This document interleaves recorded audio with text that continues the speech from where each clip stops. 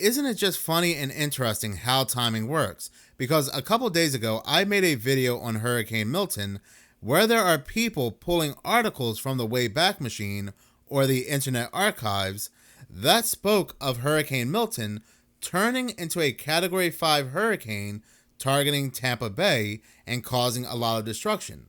These articles go back to April of 2024. So for a lot of people, these articles prove that Hurricane Milton was manufactured or some kind of script or some type of simulated reality. No matter how you want to see it, these articles for people prove that Hurricane Milton was not normal. So I took these Wayback Machine articles, the links, and I pinned them in the comment section of that video. And later on that day, I was getting comments from people where they were saying these links were not working, the links were broken, and so forth. And people were saying, see, this YouTuber is a phony. He's a fake. He is lying for views. He's a clickbaiter. But the actual, what actually happened is that the Wayback Machine was hacked. It was hacked in two different ways. It was targeted with a security breach involving 31 million people, and there was also a DDoS attack. The owners of the Wayback Machine website believe that the DDoS attack and the security breach were two separate attacks. They happened at the same time, but it was just by coincidence. They believe this involves two separate hackers or two separate organizations targeting the Wayback Machine. Now, this is very troublesome because the Wayback Machine is basically the bastion of truth on the internet. It is the Alexandria Library. It is the virtual encyclopedia of the internet. There are many political affiliations. There are many companies, many corporations, many organizations that delete things off the internet so we can't see it. And we use the Wayback Machine to find what they had deleted. For example, I'll give you a good example. Remember the video I made where Buckingham Palace, the royal website, royal.uk, released a very bizarre article where they said the Queen was seen by her subjects in a different form. And this article goes on to say the Queen has ruled for longer than any monarch in British history, becoming a much loved and respected figure across the globe. Her extraordinary reign has seen her travel more widely than any other monarch, undertaking many historic overseas visits. Known for her sense of duty and her devotion to a life of service, she has been an important figurehead for the United Kingdom and the Commonwealth during times of enormous social change. Well, that is great. That is wonderful. Wasn't she just a peach? Well, anyway, Buckingham Palace decided to fuel the flames of the reptilian shapeshifter conspiracy by saying this in the same article. Earlier this week, the Queen was seen by thousands of people in a form they are not acquainted with.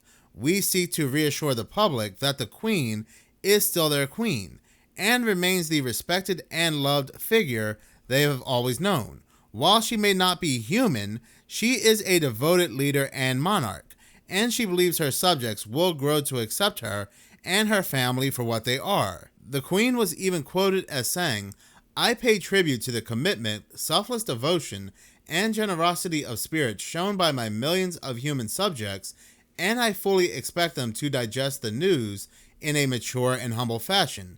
Nothing has changed. Together we shall march on." Well, that was indeed beautifully put. That tugs on my icy horror heartstrings.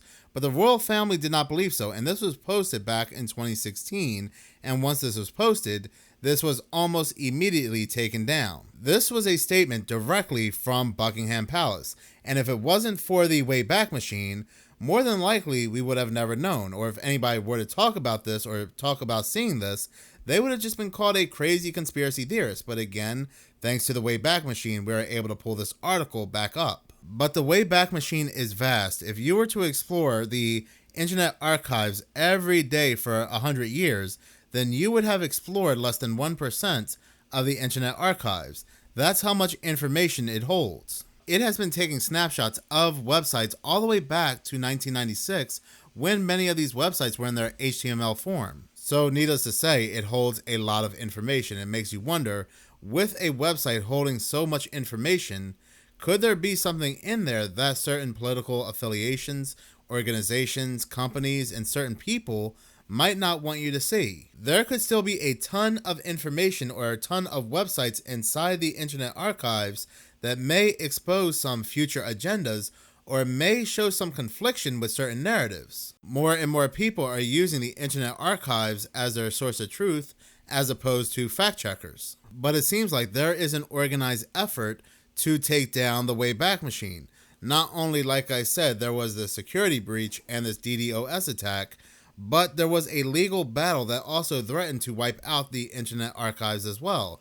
So somebody or somebodies really wants the Internet Archives taken off the internet. There are record labels, book publishers, and so forth stating that the Internet Archives is showing copyrighted information. So we know what's behind the $631 million lawsuit, but we really don't know what's behind the string of DDoS attacks the Wayback Machine is currently facing. There are people that believe the string of DDoS attacks is a way to take certain information off the internet for good, perhaps information that we are still not aware of. The Wayback Machine or the website owners do not know the motives behind the string of attacks. However, there was a Twitter account, SN_dark_meta, that has claimed responsibility for the breach, and its reasonings for the attack is because the archive belongs to the United States of America, and as we all know, this horrendous and hypocritical government supports the genocide that is being carried out by the terrorist state of Israel.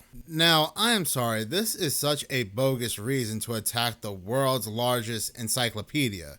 There has to be another motive here. When I hear bogus reasonings like this, then I know there's some BS going on.